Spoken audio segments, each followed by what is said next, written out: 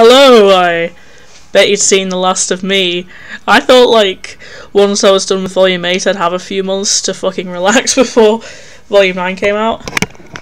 But the latest volume came out yesterday, so if I release this today, which I will, we'll have 9 days of uninterrupted Snowbound blood.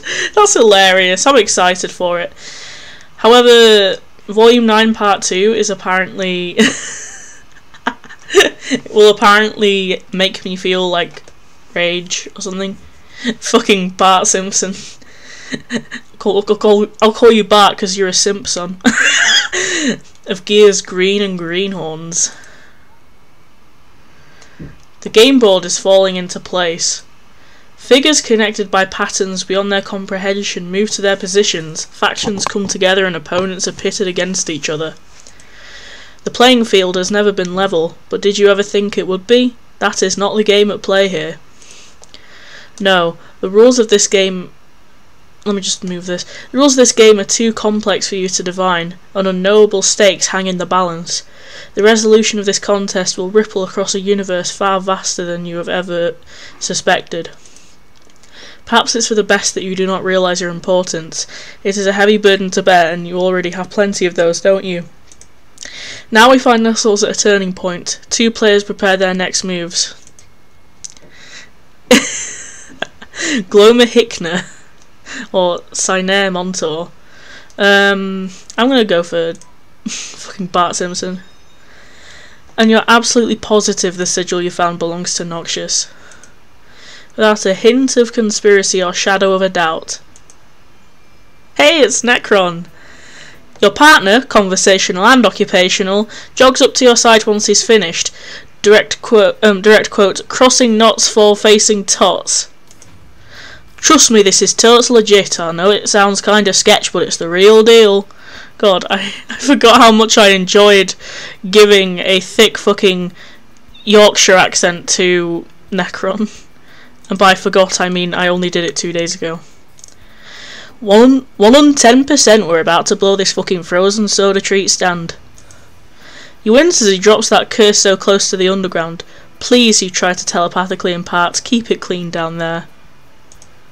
You're looking at me funny. Something wrong with talking explosive with little ankle biters?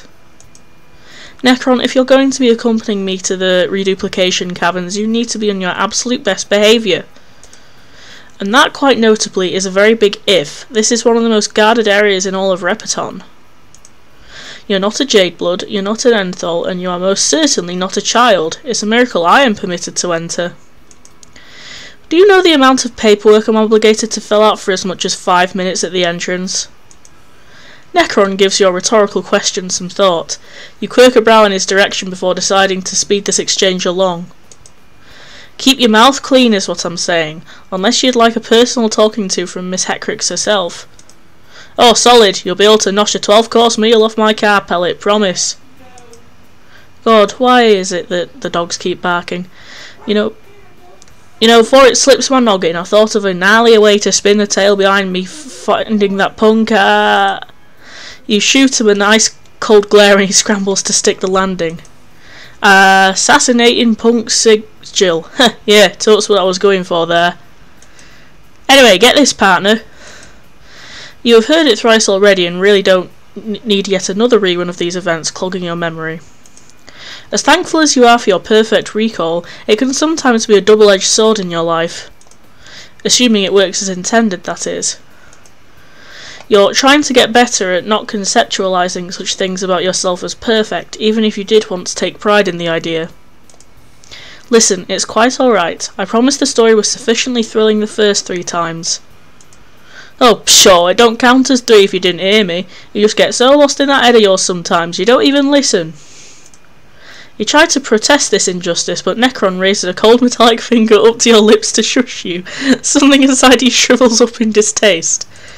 I'm serious, if I bite it, I'm going to need your retelling to be up to snuff. The scene was mammoth as all get out.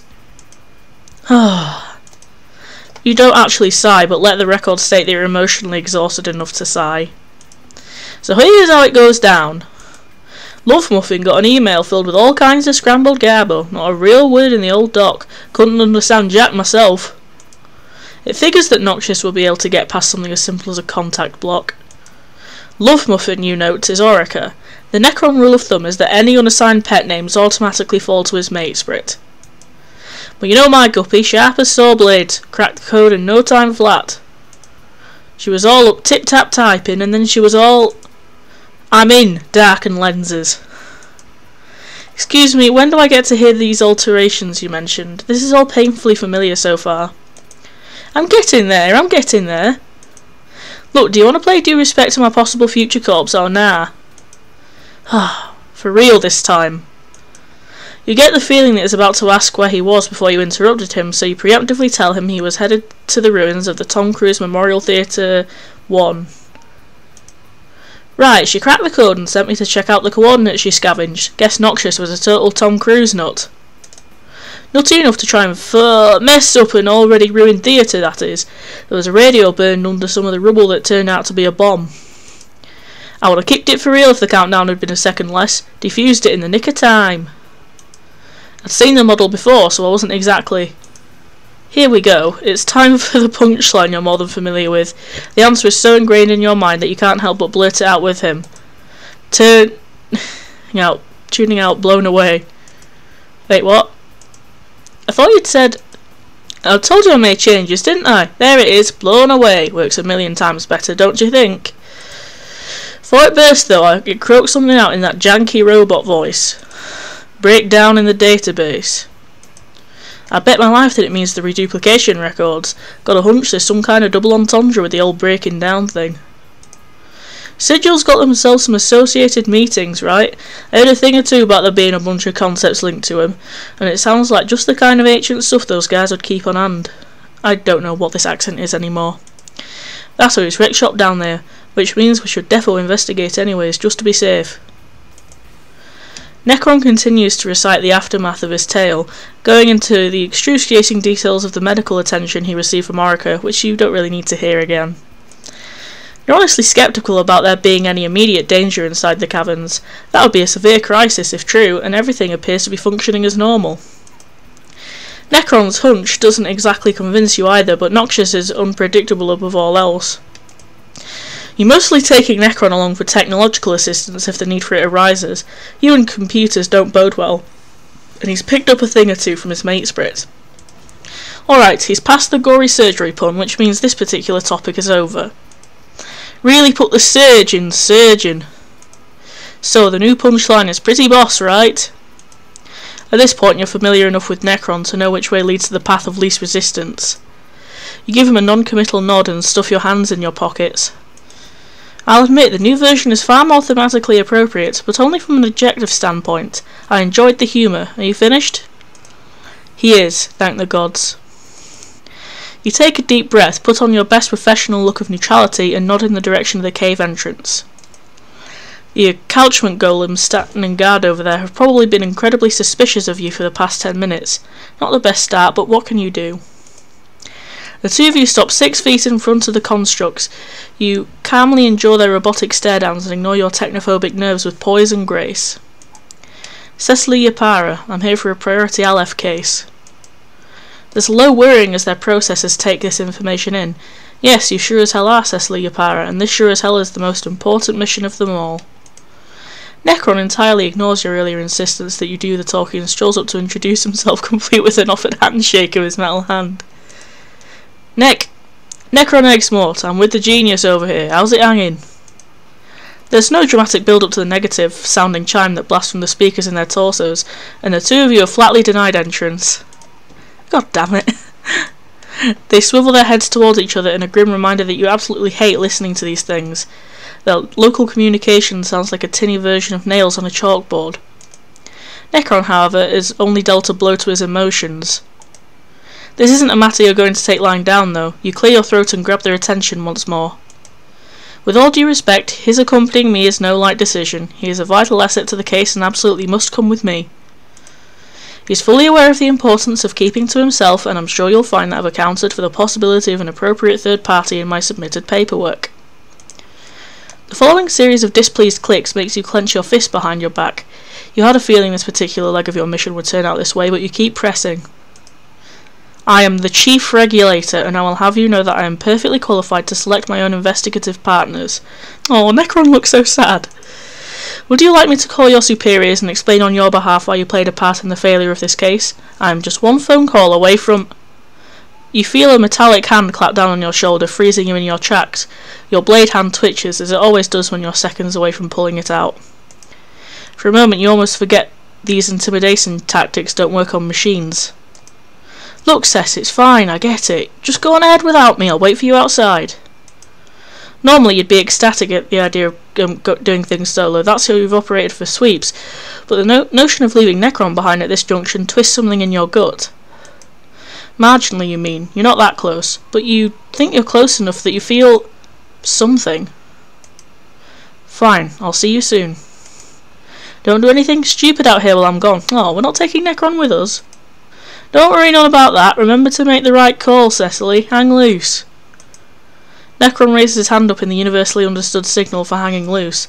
You know, the one you make when you're mimicking a phone with your hat. When he winks at you, it clicks. I'll keep in touch. With that, he saunters off, letting you pass through security with the only added hurdle of having your weapons confiscated. You give Proserpina one last longing glance as you step into the elevator. Aww. SpongeBob! Patrick and Cat Dog and Perry the Platypus. God. All at once you're smacked in the ears with the cries and rampant laughter of all sorts of kids in all sorts of colours. This sweeps batch sure is lively. They must have had a larger sample size than usual. Thankfully your entry into the class playroom is but a blip on the radar. All of the young trolls are content to mind their own kid business. On top of that, you don't see any teachers around. The closest thing to adult supervision you can find is some kind of life-size Bart Simpson themed jungle gym in the corner. If you're quiet, you should be able to get through without alerting anyone. You may have filed your papers for cavern entrance, but the records room is a little above your level of authority. Slowly you inch your way around the perimeter of the room, taking great care to look as inconspicuous as possible, which is admittedly not much. You are nothing but sharp edges, extremely out of place in this bright and harmless playroom. To think these places used to be war zones. Somehow you managed to catch Sabine's insignia garishly graffitied on a board to your right and sigh. That kid sure loves his neon. This place must have been an inspiration for him. You keep hugging the wall, headed towards the door by the far corner. You should be able to scout your... Psst! Hey, can I talk to you for a second? You freeze in place at the sound of someone much older than you expected. Figures. You were hoping to make it through without incident. Wishful thinking. Slowly you turn around to face them. It's Bart! You're Cecily, right? What the hell is this? You barely keep yourself from gasping at the sight of very live and very moving Bart Simpson. There was a person in that thing the whole time? Ugh, it looks unsettling. Yes I am. I'm here on official business. This is... They cut themselves off with a big long yawn that lasts about 5 seconds longer than the typical one does. I know who you are, Chief Regulator. I've heard the whole 9 expanses about you. The thing about Bitcoin and Dari is that they talk a lot. Word spreads around fast between us, for better or worse. Wait a minute.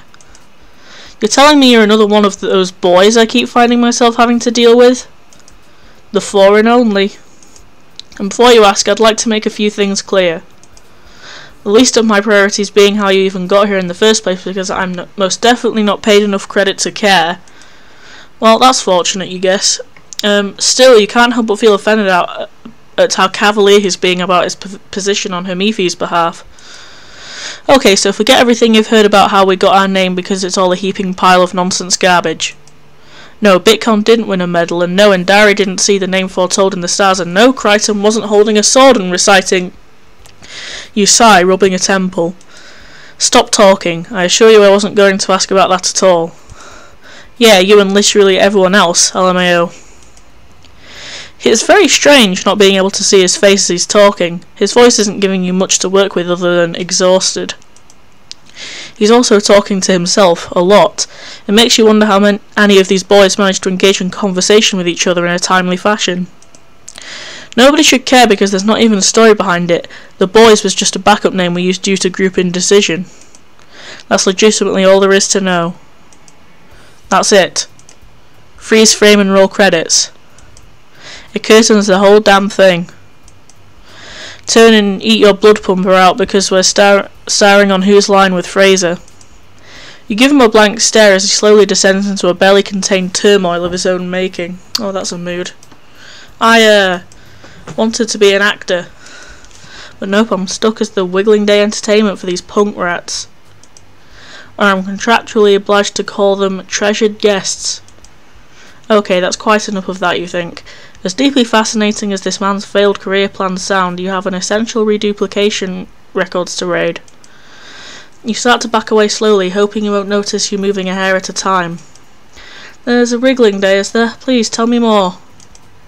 Man, I don't know if there even was one today. I'm usually forced to perform anyway, so I stopped keeping track. It's like nobody around here has little enough dignity to put on an ugly cartoon mascot suit. I know, real shocker. Careful, you better pick your jaw up off the floor before some snot-muffed pre-adolescent roller skates over it. You're almost there. Your hand is on the handle, and boy are you glad he keeps talking. You can slip away and leave Bart to his duties the moment he looks the other way. And then they have the nerve to call me a substitute teacher, like they're not perfectly aware that, okay, I know you're busy, but like, can you just say that you need to leave instead of backing away like I'm trying to kill you? You really can't be sneaky around me when my Moirail is a fucking magician. You know what, you don't even know what you were thinking, trying to vanish right in front of his eyes. The suit must be throwing you off. Well, if he's going to keep being a thorn in your side, you figure you'll at least make him a useful one. Very well. You're going to tell me how to gain access to the Populous database. You level him with one of your best intimidating official stares. It's non-negotiable. Sounds wrong considering I haven't seen the records room actually, but alright. Question. More of a statement, really. I don't care at all about what you're doing. You're aware that I'm the chief regulator. It is undoubtedly in your best interest to cooperate. Yeah, that's what you all say when you need us to do something we don't want to do. You really are a legit regulator. I'm sorry for ever doubting your skills. He says it with enough derision to make your expression sour. Whatever. If he hasn't seen the database, then he's of even less use to you than before. In that case, I have other people who can assist me. Good day. Well, la-di-da, if your secret assistant is so useful to your mission, then why didn't you bring them in with your fancy pants security clearance? Ah, slip of tongue. Your eyebrow twitches in irritation. That's a rhetorical question, and I'm not invested in this scenario in the slightest. It's none of your concern, as a matter of fact, so it works out for us both. Okay, so you're saying you tried and failed. Story of my life, LMAO. Bet 10 loops you tried to walk right in with them before the golem showed the poor sucker the door. None of your concern. You can tell you replied just ahead too quickly as soon as the words leave your mouth. Not that it matters, you are still here on official business. You turn around and prepare to shut the door on him, but something he says catches your attention. Man, wouldn't life be so much easier if you could just get them inside somehow? He says it with the precise amount of forced wistfulness needed to convey that he's offering you a deal. You pause, then you curse under your breath before turning toward him again. Oh, we're getting necron in. You have 10 words to explain yourself. I can smuggle them in if you take over for me. You squint at him. Even with his previous carelessness, you're stunned to see a Jadeblood make such an offer. You know that's his case for the record, due to his being neither an Enthal nor a child. The Couchman golems can't speak your language, so they're also off the table. Process of elimination. You make mental note to let Hamifu know about this little attitude as soon as you're out of here. Do I get to explain the terms and conditions, or are you just going to keep glaring at me? You're not melting the Bart suit with whatever eye lasers you think you have, lady. This thing absorbs heat like no one's business. For the record, this deal may very well leave you broken by the end of it on several emotional and psychological levels. Better get used to the ripe stench of sweat and fear, because it will most definitely replace the majority of our primary grey matter functions. Full disclosure, it's mostly going to be sweat. Ugh, stop wasting my time. Tell me what I need to know. You see this? Bat motions over to the rest of the playroom. It's every Jade's ideological paradise, a full gaggle of kids, safe and sound. Normally classes are split between the higher and lower shades, mainly just for ease of teaching physiological and social differences. Jades and Sea Dwellers, on the other hand, are rare enough to get their own separate classes. Honour students, as the official designation goes. At playtime, though, they all converge. The only thing missing from this perfect picture is a teacher explaining something academy or safety related. And the mandatory cha-cha slide time. There's always a required level of cha-cha slide competency for these kids to worry about.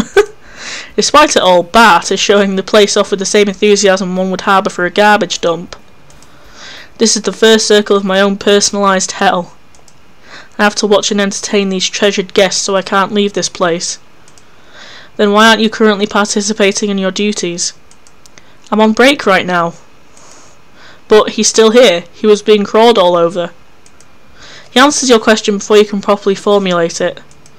If the grubs are left totally unattended, Hamifi is going to turn me into pre-particleized cubed meat. She just knows somehow. She always knows. That's where you come in. If you wear the bat suit, you're halfway there to being a perfect replica of me. Lose your faith in Cholkine and you're the other half complete, LMAO. Honestly, taking care of these little guys isn't even all that hard. They only ever want like 3 things anyway. Sugar, stimulation, and Simpson shit. The only solace I find on the daily is hoping that our ancestors suffered just as hard as we did dealing with them. This is the most ridiculous undercover mission plan you have ever witnessed, and your acting chops are still abhorrent, but you'll take what you can get. Besides, you have some experience caring for grubs. You think you can handle grub sitting, even if they're technically a little older than grubs by this point. And while you're keeping this volatile brat sated, I head out with a bigger costume and sneak your partner in. All things considered, it sounds vaguely reasonable. You have your doubts it'll function as planned, but it's not like you have any moral objections. Fine, but what's the catch? What are you asking for in return? You somehow get the impression that he's giving you a blank stare. What are you talking about? Did I not mention that I get to leave my post? Doesn't he just sound like employee of the Blink material? You're sure Necron would want to have some words about his work ethic. You give your new accomplice a nod that says, yes, you're willing to do this. He brushes past you and into the break room. Come on, the suits are in here. Can't change around them, or else they'll find out that Bat's not real. He never did see the point of lying to kids about this sort of thing, but you shake those thoughts and follow him inside. The break room is far less chaotic than the play area. Well, in comparison. By itself, it's still a bit of a sty. You close the door behind you just in time to witness Bat decapitating himself. Man, it's hitting you just how big this thing's head is, now that the troll underneath isn't wearing it anymore. I'm Glomer, by the way. Not that it's any of your business either, but telling people that my name's none your business is kind of getting old since they usually believe me. Glomer is already getting rid of his costume, which you suspect is a bigger source of joy to him than he's letting on. You decline to comment on the matter and take the head from his hands so he can unzip himself. You stare into those bulbous, lifeless eyes, trying to muster the courage to don the mask for yourself. You're mostly just afraid it'll snag on a horn. You're sure this will fit? I'd really rather not get it stuck. I like my dignity just fine where it is. Fun fact, actually. Bart Simpson was designed to have a big head because he was originally going to be a live-action character, so they had to fit an actor's horns inside the mask. Guess they just grew attached to the elongated head just because it gave the extra benefit of making his facial expressions more apparent with the new proportions when he turned into a cartoon instead. As off-topic as this is, it's admittedly somewhat fascinating. You glance at Glomer's horns and nod with a neutral hum. Interesting move. Glomer soon sheds his suit in full, and you glance back at the window in the room that's exposing you both to the children that still don't know that Bat's not real, and here you are holding his head. I'm no schooling expert, but I do find it curious that the break room is so connected to the playroom. You're not worried about people seeing you through the windows? You started to dress yourself by reverse engineering the process you just saw. It's not bioscience, but it is a little bit embarrassing. Nah, it's a one-way mirror, they can't see shit in here. They want us to be able to scout the room for danger in case of emergencies, but there's not been an incident in sweeps. You know what the last one was? A goddamn fucking skull titan burrowed its way up from the core. Glomer's rooting around in the closet for something. The bigger outfit he's going to use to sneak Necron in, you assume. You should probably let Necron know about that, actually. That ugly pile of nightmares barged right in and turned the whole place into beef jerky. Killed a few kids and teachers in the process. I think it took a little clayblood girl. We don't know what the deal was with that, but she was never seen again, at least not officially. Just had to assume she was as good as dead. For someone who is complaining about Bitcoin in a diary being so talkative, he sure is happy to run his mouth. You get the impression that he doesn't usually have the chance to speak his mind like this, especially with such a colourful vocabulary going on. Fucking Santa's little helper. He's still working on fitting around into the outfit by the time Glomer emerges in a uniform even more absurd than the one he was wearing earlier. You somehow recognise it as Bart's Lucis, Santa's little helper, despite your complete lack of interest in the show. There's enough room for a second person in the back, which currently paints a sad, deflated picture. Don't you think it's going to be suspicious exiting with 2 working legs and coming back with 4? The guards aren't fools. No, check this out. There's some shuffling and the sound of wooden stilts clacks against the floor as the empty sagging place in the back starts to fill up. He parades around the room a little. Sure enough, the suit looks well occupied. Yeah, it's a 2-peak costume, but they never actually give me a partner to work this thing. I just kind of figured it out, I guess. God, it'll be a relief to actually have someone else in here for once. Impressive. Just make sure that you don't arouse any suspicion. I am putting a lot of frankly unwarranted trust in you. If you let me down, you will be hearing from me again. Oh no, consider me spooked to shit or whatever. Alright, you're both suited up. There's just one more step before your disguise is complete. Put on the mask. The first thing you notice is your limited vision. You should be careful to avoid colliding with obstacles, but it's still mildly inconveniencing. That sounds like a bad Does it not fit properly? Do I have it on incorrectly? Unfortunately, the one-way mirror Glomer mentioned earlier is the wrong way around for you to get a good look at yourself. Glomer shakes his head and sighs. How do I put this delicately and also in terms you won't kill me for? You look way too straight-edged for the part. Put your back way less into it. Stop puffing your chest out. Let your posture be lost to the void. Alright, or don't. I don't fucking know. Kids are dumb and won't notice. I mean, you definitely don't have my voice, so you're probably fucked anyway, but I'll enjoy the extended break while it lasts. Good luck out there. My condolences, etc, etc. And with that, Glomer marches towards the door you both came through, only to come to a stop right in front of it. Could you, You get the message and open the door yourself. He shuffles out like the sad creature he is, and you lose sight of him. Okay, Cecily, time to take care of some children. You've got this. You're meant to act like a character you have no knowledge of, but you've got this. You return to the playroom, sporting your best slouch and making a point to shuffle your feet on the way in. Now that you have a moment alone, you quietly tell Eves to contact Necron. Be Cecily, be the other guy. You are now Necron Exmort. Wait. Be Cecily. Is your command Eves awakens and establishes a connection to your partner waiting just outside? Thankfully, he answers almost immediately. Huh. Hey, what's the goss, bud? Necron, good news. We're getting you inside. No fake, that rocks. What's the plan? Give me the armament and I can comply. No mechanical attachments necessary. Just keep a lookout for a troll in a Santa's little helper costume. We're smuggling you in. That's righteous, Cecily. You're a legend. To your dismay, there's a little troll wandering towards you with a curious look. Shit, you think they heard you? Maybe you should have done this in the break area. You clear your throat and deepen your voice, putting on the best Glomer impression you can muster. That is to say, smuggling your trousers into my digestive tract because I am Bart. I am eating your trousers. Run along now. Your Glomer impression is piss poor. Is this like code for something, or... Shit, you can't lean away from your calling device when it's stuck to your ear at all times. You shoo the kid off with a wave before resuming your talk in hushed tones. No, I'm stuck grub sitting in a Bart costume. What could that possibly be code for? Hey, don't you reckon me not being able to wrap my head around it means it'd be a good code? Look, just... This small child does not want to leave. They say something about a cowabunga. Is that a thing Bart says? Yes, cowabunga to you too. You really should just end the conversation as quickly as possible before this infant gets enough dirt on you to rat you out. Luce's costume, leaving the cavern soon. I have to go. Cowabung? Click. Necron has all the information he needs. He'll be perfectly fine. You turn your attention to the child who is now climbing your leg.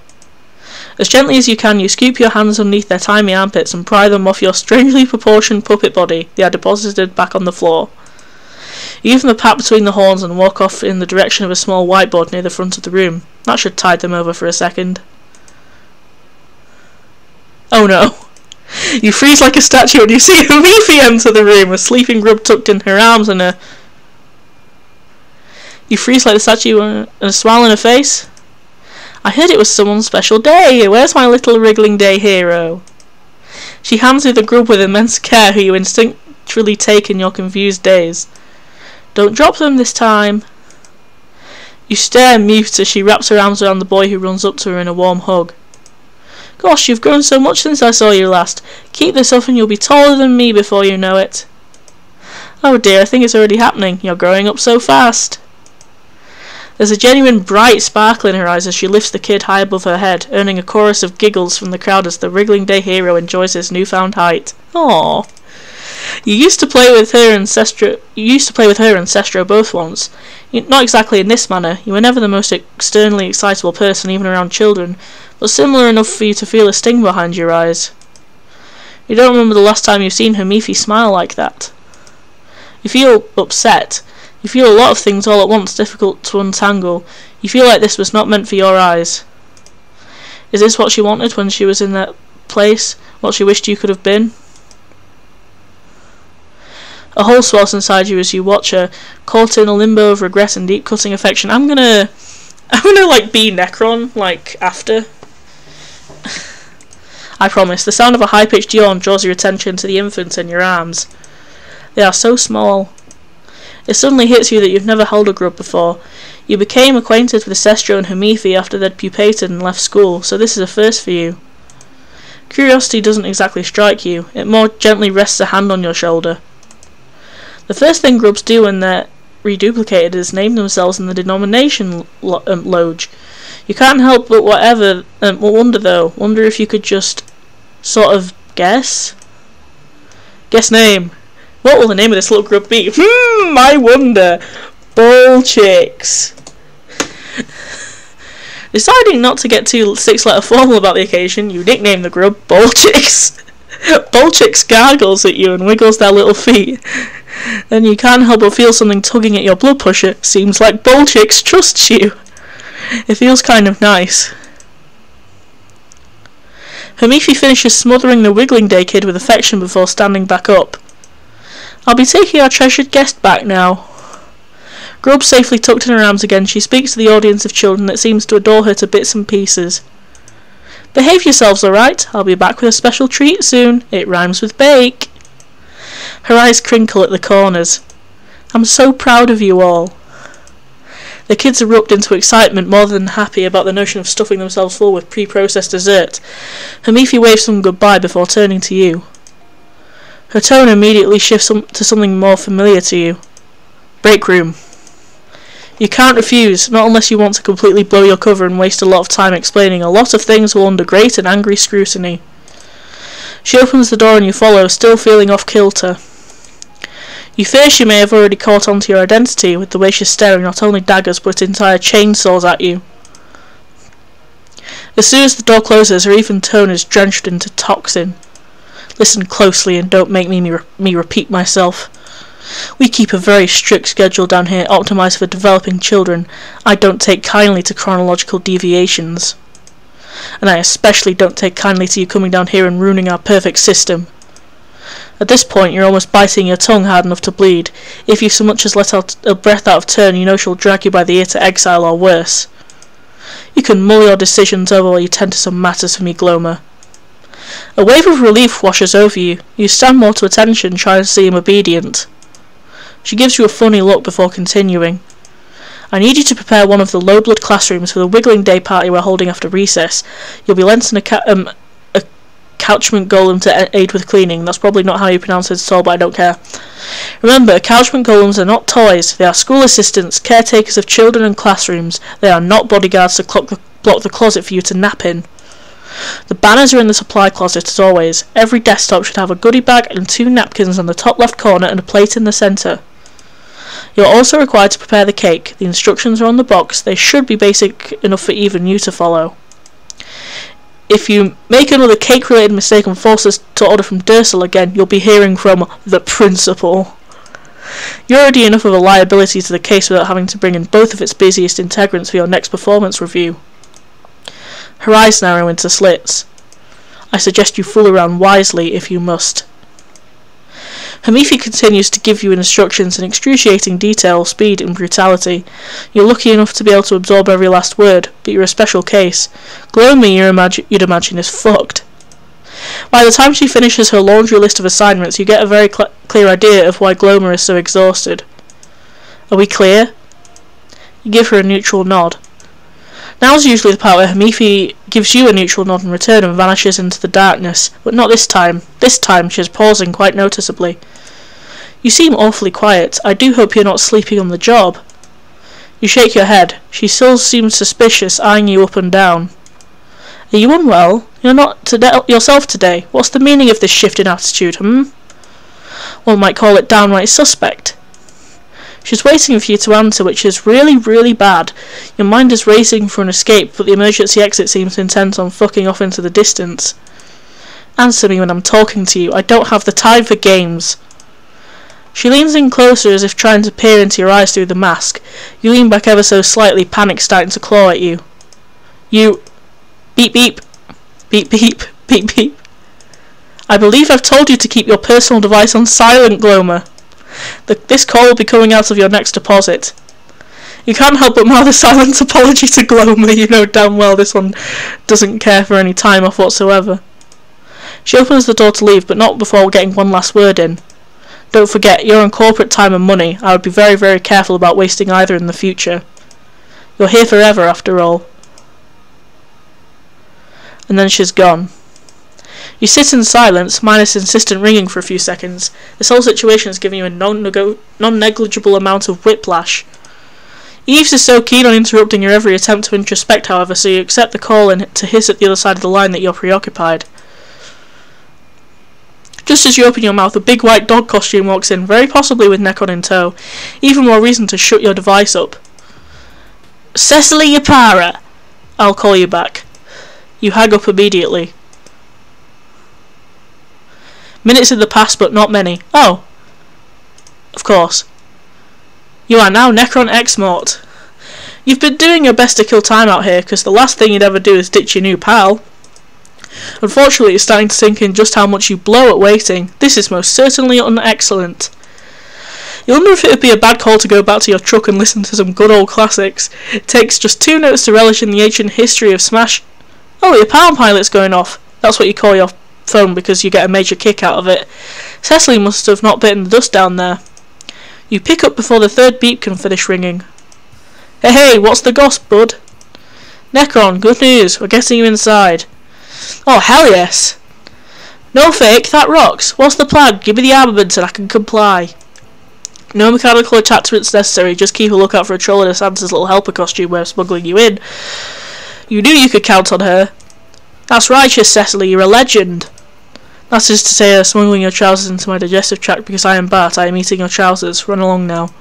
Say what now? You scratched the back of your neck trying to puzzle this one out.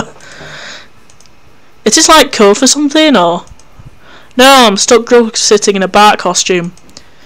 What could that possibly be code for? Hey, don't you reckon me not being able to wrap my head around it means it'd be a good code? Look, just... yes, cowabunga to you too. Lucius costume, leaving the cavern soon. I have to go. Cowabung? Click. Well, that was a rousing match of good news. Weird, good news, weird news. At least you don't have to keep twiddling your thumbs forever, just a bit of a waiting game. Which is kind of what it was before, except now it's a shorter one. Let the record state for the record that you're not confused on the correct applications of cowabunga. You are intimately familiar with those. Cecily using it though? Now that's something which sounds a smidge out of character, you reckon? She might actually need your help if she started spewing that sort of stuff. The school is defo capable of cognitive suggestion, because it's how you were all raised. You did your own time with desensitization osmosis like any other fresh grub. Ah, the memories of when you were stuffed into that dark industrial tank filled with numbing goo, so you could take a nap for a sweep and be psychologically spoon-fed the rules of life and shit. Before you can get too deep into your Cecily mind control theory, you catch the nearby golems spinning their gears about something. That must be your in. You lean against your truck all smooth like and psych yourself up to make a banana's first impression. Oh wow, man, Cecily really was being literal, which you should have kind of expected. As soon as the fucking massive cloth bag beast shuffles its way out of the guard's field of view, you give him a little wave. You totally fail to hide a snicker. Oh fuck, god damn it, don't tell me I've just been punked. Well, how do you do to you too, dude? No, fresh out of punks over here, sweetheart. As us professionals in the business say, this is legit. Okay, I get why you weren't allowed inside the caverns. You know, besides the fact that you most definitely don't fit the very strict criteria for entry in the slightest. Actually, no, not besides that fact at all, that's the entire reason. Youch! What's that bad mood for? Well, no problemo, no how. You tried to give this cranky new person your most personable smile. I was told you'd be giving me a grab from with that, some way or somehow. Are you in or are you skin, my pal? They exhale hard enough to physically deflate a little. Someone really woke up in the wrong recruit raccoon today, huh? My pal's a great way to pronounce Glomer. Good job, man. Keep doing that. As for your other genius plan, great idea. Just changing from the guards because we have all have the strategic aptitude of actual children around here. I would know. That's my whole gig. Come on, I'm risking my entire life savings for this. We're hiding somewhere first. Cover, he says. Give the darling ride behind you a pat, almost overwhelmed with your usual truck-induced burst of affection. Well, I'd say this about covers it, don't you think? Wait, fuck, damn it, you should have said you had him covered. That would have been so much better. You stuff the idea inside your brain box for later, whenever this very specific set of circumstances crops up again. You never know. By the by, the name's Necron, ex-Mort. Your new buddy Glomer grumbles something real bitter sounding under his breath as he circles around your truck. You pay his enthusiasm no mind and follow. He's already zipping the whole shebang open for you to climb in. You appreciate the moxie even if he's assigned you the ass region. Only fair, you suppose. You're kind of a stowaway here. Guess it just goes to show that you're a real asset, or that you can really assist him. There's a couple of contenders rattling around in your head already, so you'll keep workshopping your inevitable one-liner. You figure this is a good enough opportunity to bond with your brand new hero over here. So tell me, honey bunch, how's it feel to be on a mission to save the world? What? Well, I sure ain't trying to stir up trouble here. I want to help, so I'm busting so much to get in. Cecily and me, we've been working hard to keep this place clear of bogus scum. Means a lot to us. I might not fancy myself an official Smoky, but I damn well feel copacetic about levelling the playing field some. You really can't help the grin on your face. So, how's it feel to be part of history in the making? The suit is all nice and sealed from the back at this point, so the two of you walk a lap or two around the perimeter just to get you used to the movement mechanics. Man, I don't know what to tell you besides, wow, look at how much I don't care. You know why I'm going through all this trouble to sneak you in? It's a break from work, nothing less and definitely not a single thing more. That's such a weird perspective. You don't dig the... Why are the dogs barking? They're barking so goddamn much. That's such a weird perspective. You don't dig the way he's unloading his cynicism at your feet and lighting it all on fire. Makes you want to stamp it out. Man, Hoff, that's a little harsh. You're not feeling that rush of righteousness flowing through your blood roots? That higher calling patting you on the back? I don't think you get it. Which is surprising, since it feels like I'm the majority when I say that this dump is a huge waste of fighting energy. Like, it sucks. It's garbage the whole way down, the likes of which the black moon is lucky to have better than us. If this planet was a troll, I'd kick them right in the horns. And why don't you do something about it? The two of you have been walking and talking in circles for a while. Glomer then takes a sharp turn left and starts to head towards the guards. You shut your trap and give the man a moment to collect himself. He doesn't make a peep as the guards get to inspecting you. There's a moment where you're real paranoid, your horns are poking through the suit, but you don't hear any sirens or taser arms going off. You both manage to walk inside, free as an avian. Because I'm too tired. Whoa, you weren't really expecting him to pick that thread back up at this point.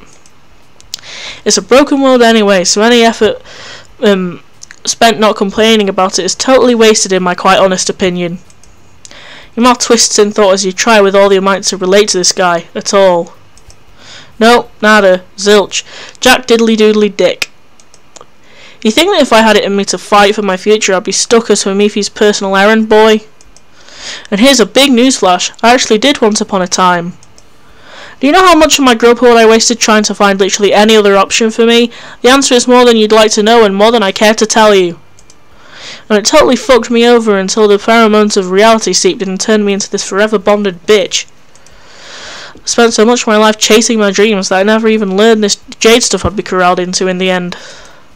Corporate makes this big stink about choosing a path and it brutally punishes you for being naive enough to listen. I mean, okay. Did you hear about the scandal with the Simpsons writers? The what now? Exactly!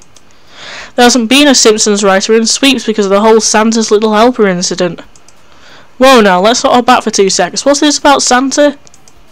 He's obviously referring to Bart's Lucis, the animal you're strutting around intimidating. That's the only Santa you've heard of, anywho. Yeah, Santa's Little Helper. Santa's Little Helper was some Mirtha maniac who stormed the writer's room and held them all hostage until he got a Simpsons character named after him. Mostly low-blooded writing staff. To avoid repeats, they started working remotely, which turned to phoning it in with machine learning, and when a big show cuts a corner like that, everyone else follows. It's neural networking taking the wheel now, and we haven't seen a troll's interaction for probably longer than I've been kicking around on this hell rock. So what if I'd wanted to be a writer really, really badly? What if I was just hoping with every ounce of my being to get to write for TV, only for one bad apple to ruin that chance for life? Well then, Mr. Just Try Hard and you'll get there. As if I'd ever let a J-Blood stray from the planet's sacred mission or whatever, or everyone was just humouring my feeble efforts to do anything that I gave 2 craps about. Then reality came crashing down, they tapped me on the shoulder and said about damn time, good job getting your dreams demolished, now start teaching the grubs about pretext. Nobody cared who I was before I sucked it up and put on the mask, so you know what? It's not my fucking problem. There's a very uncomfortable silence between you two, and not just because you're both creeping around the perimeter of the playroom in order to avoid the kids. Kind of a real buzzkill, this guy. That's my philosophy, anyway. Some of us get to fuck off into the setting zones with our fucking hot dog plants and weed research, and make a living for themselves doing something meaningful. While I'm stuck here getting bathed on my grubs all night once I'm done teaching the kids, I mean, fuck. Do you know how hard it is to get a proper vegan meal when you can't just set up shop in a goddamn swamp? Good luck growing your own lunch in Pee-wee's neon fucking playroom, dipshit. Also, your acting dreams suck. Enjoy having to be a level 5 vegan and only eat meals that don't cast shadows because nobody's heard of veggie hands now do the funny Batman dance again. Ugh, I can't believe he got to just skip town like that. Unfucking believable. Wowzers, that was sort of a real personal tirade just now, wasn't it? Can't dig everybody, I guess. Hey smart guy, if you're going to play 24 questions with me, then here's my follow-up. How does it feel to know that you're inevitably going to lose everything and that none of this is ever going to have any value past this moment between us and that rancid nutsack? What we have is more valuable than you could ever know, Curly Q. I can't stand the thought of just idly letting this place rot. Change doesn't come from inaction, I'll tell you that much. And sure, I'll concede that nothing's a guarantee. God knows I've wiped out more times than I can count, but if, when I die, I'll still have left the world a better place than when I came in because I gave a shit. Well, I guess some people just don't understand. That's all you have to say on that, because you're not here to bring him around to your way of seeing things and nothing. Also because Glomer is wigging out and scrambling ahead like a bat out of hell. You almost trip over yourself trying to keep up with him, but soon enough he's cramming you both snug as fuck inside a closet. He's clearly real uncomfy with your metal arm jabbing against his rib, but he's keeping his trap sealed tight. You show your appreciation by being very careful not to turn your hand into a chainsaw. Corporate time and money, I would be very, very careful about wasting both in the future. You're here forever, after all. Damn, that woman sounds like she means business. Enough business to ruin your life if she finds you here. As soon as Hamifi is gone, you both walk back out, and you really wish you could see Glomer's arm reaching out of Santa's little helper's mouth to open the break room door from an outside perspective.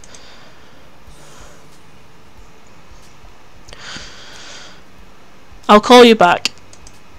You catch the tail end of Cecily hanging up on whoever it was that she was talking to. She seems ready to get down to business.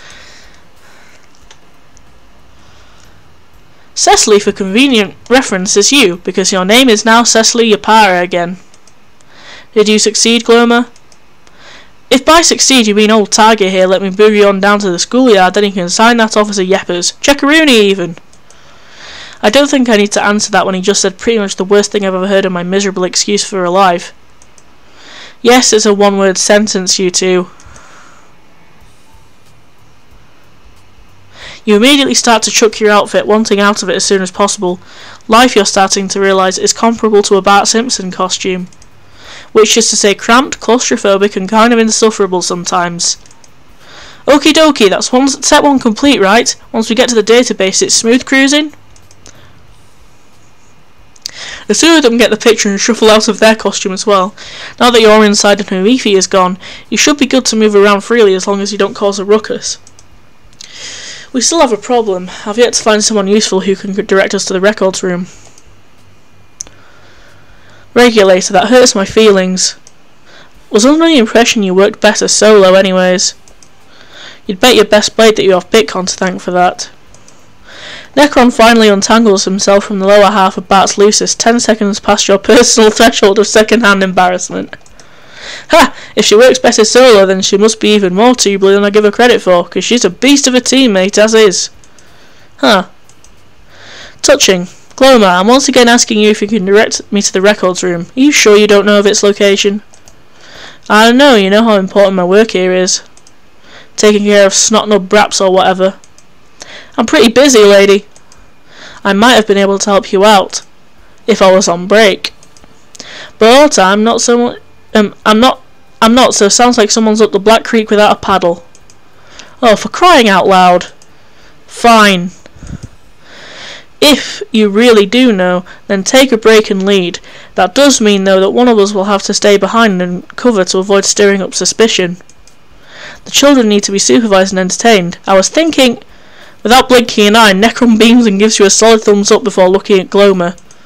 Leave it to me. I'm almost 100% sure I can be one boss grub sitter. Casanova here can leave his job in my capable hands. I wouldn't rush into this, Necron. There's a lot to consider. No, he's fine. He's got this. Give him the suit. The worst he can do is get me fired and excommunicated from the family. Assuming you have at least one think pan cell rattling around in there capable of sabotaging me. Now this pan cell's pretty much for loving my sweetum and enacting justice on evil only. Mood. Well, while there are probably better candidates for substitute work out there, you're willing to admit you maybe aren't one of them. Necron is friendly enough at least. You dutifully pass him the outfit and watch as he almost puts the head on backwards before Glomer spins the mask around for him. Thank you, Necron. Glomer, you're with me. Just before you follow Glomer out the door, you feel a tap on your shoulder. I was being legit when I called you a killer partner. Wasn't blowing smoke up your ass. You know that, right? I know. I said it was touching. It wasn't a lie. Hearing him call you a partner, let alone a good one, it's reassuring. You guess you're just good at messing up your intended tone as always. You can tell Necron's got a relieved smile on his face behind the bulbous eyes of his mask as he extends his plush-covered hand to you. Gnarly, couldn't let you boogie off without knowing for certain. Call me when you can, Cecily. Understood. Keep an ear out, partner. The two of you exchange a firm handshake before parting ways. Necron's gonna fuck up. The hallways are surprisingly dark as you stray further away from the schooling wing. Whereas before a single pebble on the ground would be a rare sight, the walls are now starting to give way to natural rocky formations. Investigation progress? You're so focused on not bumping into Glomer or the surrounding environment that you almost miss the investigation progress bar fading in on your visor. It's been a while. You wonder where this thing was hiding all this time. There's a number of curious rooms on your way to the primary objective. Accoutrement column charging stations, DNA storage facilities, a baffling amount of supply closets. You almost walk right into a denomination log before Glomer stops you from barging into the newly made grub's initial testing. He can't help but remark on how everybody freaks out over this monumental occasion where they pick their name as if it's just not the first random 6 letters they assemble with dumb blocks. What's the big deal about them having 6 legs back when the mother grub bred them anyway? He erupts furiously. 4 limbs post reduplication works just fine, and even better with those weird old scars we used to have. He goes on for a while, even after you've dragged him away from the lodge in question. He just likes complaining, you guess. You eventually happen upon the reduplication records room. What's the matter? Does something seem strange to you about this scene? While ignoring the fact that this is my first time actually seeing this place, I'm not sure why the lights are off if this thing is on. We are so stingy with the power here, you have no idea. I don't know, there's something funny about the system being on while nobody's around. Sure enough, the first thing that catches your eye in the dark, empty room is an illuminated computer screen. The second thing is the room itself. Given corporate's penchant for sleek aesthetics, you find the juxtaposition. You're not sure how you find it. Amusing, intriguing, suspicious. You'll decide later. An oddity, but not an impossibility. My question is how to gain access to the database. The computer is apparently after a password. Yeah, that's usually how they work. Is this a dazzling new concept to you, actual Chief Regulator? I'd hoped it wouldn't be the case, but that might be Necron's wishful thinking rubbing off on me. I actually got on somebody's case for not having one not too far back. Anyway, do you have valid login credentials? Glomer shuffles over to the console slower than molasses drips off a spoon, giving the screen a cold, hard stare. There's only one password for this thing, but he clears his throat. They don't usually let me in here, so I don't know for certain. Great. Don't give me that look, Regulator. I told you this is a first for me. It's probably on a post-it note or something. We just need to do a little searching. The two of you start doing exactly that, sifting through various drawers and cabinets around the room and making a point to leave no stone unturned. 3 minutes pass before either of you speak. This is unrelated to the task at hand, but I was wondering something. Cool. You're being remarkably cooperative, all things considered. Even if you do not care for your position here, it's still quite the risk you're going through. Why is that?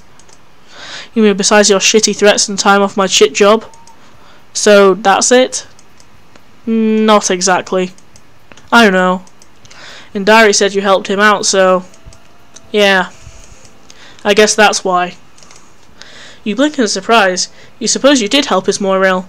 There's a beat of silence as you wait for him to elaborate, but he just drops the subject entirely. A sudden aha startles you out of your thoughts. Got it. You turn around just in time to see him being granted access to a frankly gargantuan wall of text and images. He holds the unearthed note for you to glimpse, before tucking it back behind the chunky computer monitor. Well, he pulled through for you. Nice find. I know a computer geek or two. Guess it's just universal practice. Or a real dumb coincidence. You don't know nearly enough about computer people to dispute him, so you're obliged to take his word on it. You ring up Necron in order to tell him he's the good news. It takes a few seconds, but he's on the line soon enough. You've reached Simpson. Any hoopla on your way over, or did you get by without any trouble? We're in the database, ready to start looking for Noxious. That's righteous. We'll sick that bastard before you know it.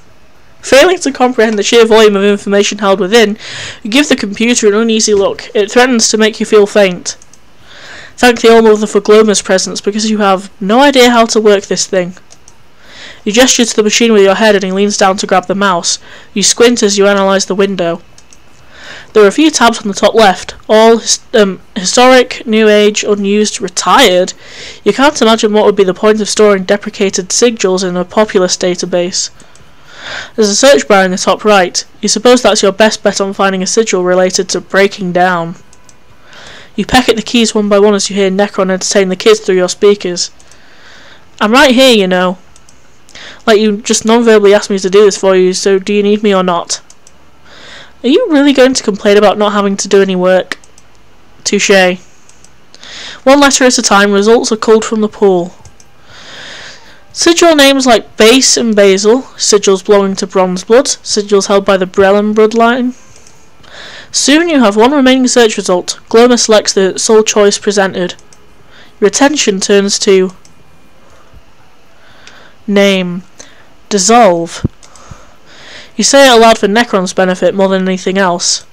Heh, guess we finally dissolved that mystery, huh? I will hang up on you. You chose this chucklebunkle flop as your partner against crime? Glomer, shut the hell up before he hears you. Ah, come on, lighten up. This is a wicked breakthrough. We deserve to celebrate. This is a phone call. You don't know what face I'm making. It's true, she's smiling so fucking hard, dude. Trust me. Ha! I'll take your word for it now. Tell me more. Cast. It's hard to miss that the sigil belongs to a green blood, considering this database is very conveniently colour-coded. That alone narrows it down quite nicely. Green-blooded, with one hell of a personality fixation. Olive-blooded, actually, as opposed to like clover or ochre or some shit. Do you care for the specific colour code, Necron? With all due respect, what the H are you gonna do with the colour code? Glomer looks at you, waiting for your response. You consider, then shake your head no. Hard pass. I've memorised it. We can draw from that information later if we do end up requiring it. Glomer seems sceptical, but doesn't protest the point. Tell me more. This classification has always been something you've paid close attention to, unlike most other people. The shape size is San 2C. This should be useful when asking for people who may have spotted Noxious. Hey you, tight with the face, San 2C, what's the skinny on that? He's asking a child? Necron. Yeah, I mean, that is absolutely baller and all, but gonna level with you real quick, I don't have a single clue what that means in the slightest. If I wasn't running on 120 minutes of sleep, I'd laugh. It's a 3-sexum system, sans serif or serif, number of strokes, curled or straight. This sigil is sans serif, consists of 2 strokes and is primarily a curled sign. Bruh? You don't know how to explain this in simpler terms when you're just being descriptive. This is frustrating. It's shaped like a curly lower case F, dude. Oh, right on, that's a copy. Tell me more. Associated meanings. The subject is generally the wild card when it comes to information about sigils. Not every sigil has as pristine of a historical record as others. Some have fallen into complete obscurity. You don't know that much about the topic, but you do know that sigils are connected directly to specific bloodlines at least. You skim the paragraph presented to you. The mark of dissolution, now shorter to dissolve, represents the breaking down of matter, both physically and conceptually. Many bearers of the sigil were known to excel at teaching others due to their skill at imparting knowledge through easily digestible lessons. Their methods and intentions, however, were quite often incredibly controversial. There are records of such bearers being chased out of communities as a result of their predisposition towards bringing destruction and upheaval, for better or for worse, wherever they set foot. This is, of course, mostly anecdotal information that doesn't amount to anything substantial. Sigil meanings are a fun diversion some people enjoy discussing over cups of boiled monster, but they are nothing more than empty expectations based on genetic coincidences. If you cared about that, you would have given up a long time ago. Hey, you good? Doing peachy? Oh, you forgot to say anything for a while there. Glomer apparently took the opportunity to pass out on the desk for a spell, because he jolts back to life and wipes a little drool off of his mouth when Necron's voice pipes up from your speaker. As peachy as they come. I'm just being thorough, don't mind me. Come on, Cecily, don't leave me hanging over here. Tell me more. Bearers. And that's your winning ticket. Your eyes immediately dart to the top of the list, where the most recent troll to bear the sigil is registered. Auntzie Mort is officially our lead suspect. 8 sweeps old, male. 8 sweeps? 8 sweeps? Orpheus is 8 sweeps old. How the hell was Auntie able to play a meaningful role in a heist this elaborate?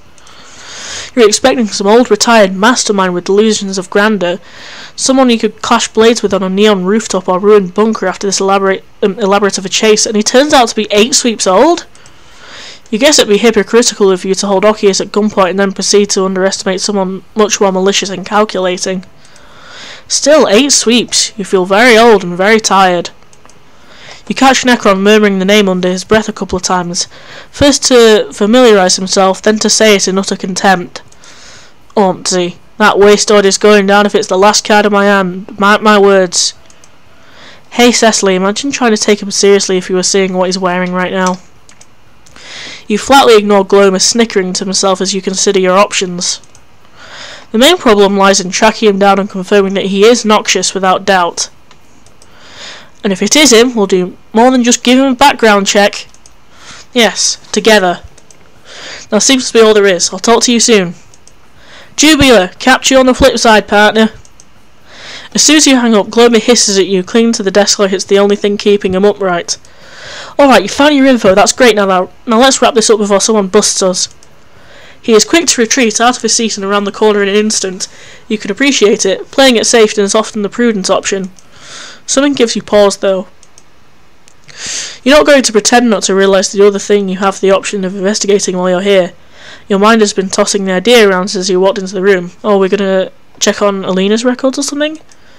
Glancing over your shoulder, you quietly hang back by the computer.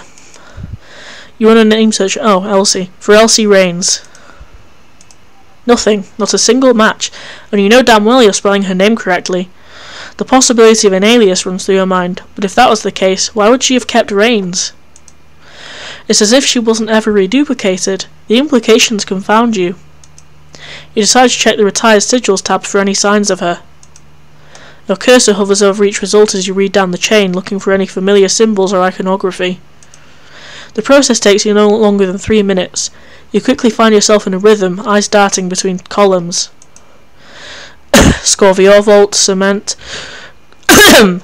Graphi Hortzy, Rust, Langua Memory, Bunsen, Thessalvurat, Salt. You're halfway through the next name before you backtrack. You've seen it before. That's the Forgiven's hatch name. You've heard of his tale, the right-hand man and follower of the Vivifier. His original sigil has always been a mystery, though, so much so that seeing an actual symbol next to his name feels slightly uncomfortable. Probably not as uncomfortable as he felt having it stripped from him, though. You erase your search history and leave the scene exactly as you found it. You've much to think about. Auntie. No record of Elsie. The Vorat bloodline supposedly ending with Thesol and the simultaneous existence of another corn-syrup-hued friend of Orpheus's. Time will tell how these threads converge.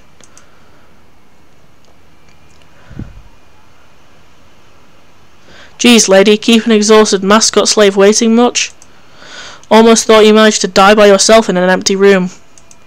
Impaled on your own sword through some brutal Rube Goldberg's shenanigans. What took you? I just forgot to log off, that's all. Where's Necron? Is he still on duty? Check for yourself. I'm not here to be your visual impairment assistant Lucis. He's almost right. Your vial is indeed somewhere else. Looking through the window, you're greeted by the sight of Bart, surrounded on all sides by the playroom kids, miming an undoubtedly epic story with boundless enthusiasm. What's more impressive is that he's carrying a sleeping child with a single arm, the little one remaining unperturbed even with all of his exaggerated movements and loud voice. They're all enthralled. You can pick up on faint laughter through the wall after he wraps up his tail up, presumably with a cheesy pun. You smirk just a bit. He's much better with kids than you ever gave him credit for. Looks like you made a good call. Call. That reminds you. Sabine wanted to talk to you. You'll get back to him in a second. The kid's name brings a probable link between him and Glomer to mind. You mentioned the name Crichton earlier. You familiar with him? Well, okay, so we're just going to ask that invasive and personal question out of the blue then, alright. Answer the question. I was getting to it. Yeah, he's kind of my mate's Brett, you know, like Red Soulmate, so it'd be really weird happenstance if I didn't know the guy. What's it to you? I require his expertise. You're going to take me to him at your earliest opportunity, convenient or otherwise. You're met with yet another groan of aggravation. You're starting to think that's just his default reaction to being told what to do. Man, you just love to tell me I'm going to do things no matter if I'm actually obligated to do it or not. I mean, yeah, important case or whatever, but I don't have shit to do with it, and I highly doubt he does either, so what possible non-violent method can you use to convince me? You had a funny feeling he'd ask that question. There's no smile when you answer, but you do feel the familiar comfort of knowing you're about to play the right card. I could use this case to give you more time off work, as a matter of fact. Perhaps a sword would be more convincing. As predicted, Glomer's ears perk up. You can still see hesitation in his eyes, but you manage to pierce his nigh impenetrable wall of cynicism. You fail to mention you were briefly considering ratting about to Hamifi. Alright, fine, I can make it happen. Perfect. Granted, you already know where Krytum lives thanks to your visit to Sabine's residence earlier, but having his Matesbury's endorsement will help matters significantly. You've heard tell that he's somewhat of a nervous wreck. Better safe than sorry. Excellent. I'll touch base with you when I have further details. And only if you excuse me, I have a phone call to make. Yeah, fine, if Hunkernator 5000 over there is content to do my job for me, I've got some complete lack of sleep I've been not getting for the past blink to catch up on. I'll be in the closet contemplating my life choices if you need me. Oh, before I forget, Hamifi had some assignments for you to complete before. Yeah, party planning shit, I know how it is. She always gives me instructions like 3 times over because I act like I'm not listening. When really, she just scares the shit out of me. I'll get to it after I'm done passing out. Be back in 5. Whatever you say. You're pretty sure Glomer's not supposed to be napping inside the closet, but he sure is nonchalantly waltzing in anyway. You start to hear snoring a whopping 10 seconds later. You're equally unconvinced that 5 minutes will provide him any semblance of rest, but you've technically functioned on less, so what do you know? Well, Necron's busy entertaining children and Glomer's out of commission. There's no better time to get back to Sabine. You give him a ring and keep an eye out for Hamifi through the break room window. Cecily Alethea Yapara. Did you just get assigned a middle name? You have some nerve making me wait like this, threatening to waste my valuable and precious time. You're lucky you yourself are also on a mission to rescue this planet from the dredges of disaster. Hello, Sabine. What was it that you called me? Lethea? Lethea? How would you even spell it? There's no way that's only 6 letters, let alone near a relevant practice. You don't want to say it, but the fact that middle names as a cultural norm haven't been around since long before you were hatched is perhaps a bit insulting. It's obviously cooler to have fake middle names break convention. Do you think I enjoy partaking in foolish traditions to other people set up? I mean, duh. Well, I'm worthy of a cool fake middle name then. I begrudgingly accept you as an individual. Oh, God, there's some fucking power tools outside. As an individual with equal intellect, don't let it get to your head. You are probably nearly old enough for an 8-letter title anyway, old person. As touched as you are, you've been at this for far too long and would love to just get to the point. Is this pertaining to my neural scan? Are there over 1,200 unique recorded forms of bacterial infection via falling rainwater? You swear nobody knows how to say a plain and simple yes these days. Talk to me. What were those individuals discussing back at the awards ceremony? About that. See if there was extreme interference that prevented my software from... there was extreme interference that prevented my software from deciphering one of the voices. The data was pretty corrupted.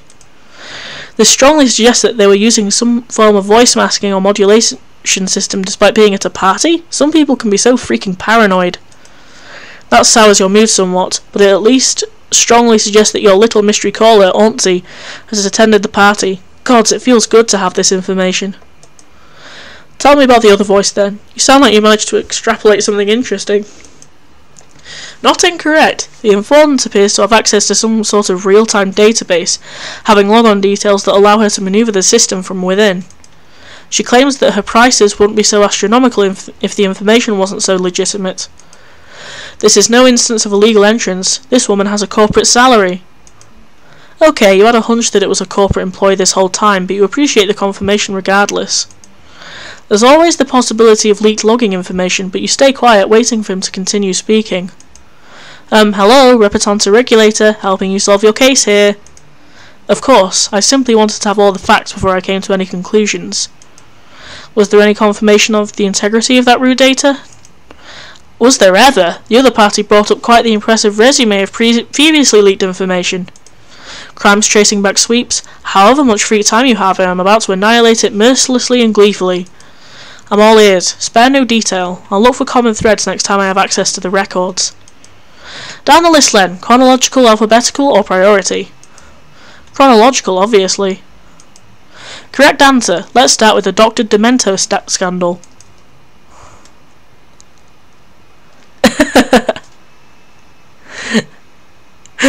Amazing. Look at fucking Necron in that Bart suit. Wow, that was Glomer's route. So I guess next on to Sine's route after I take a drink of something. This is probably the longest route I've done, so yeah.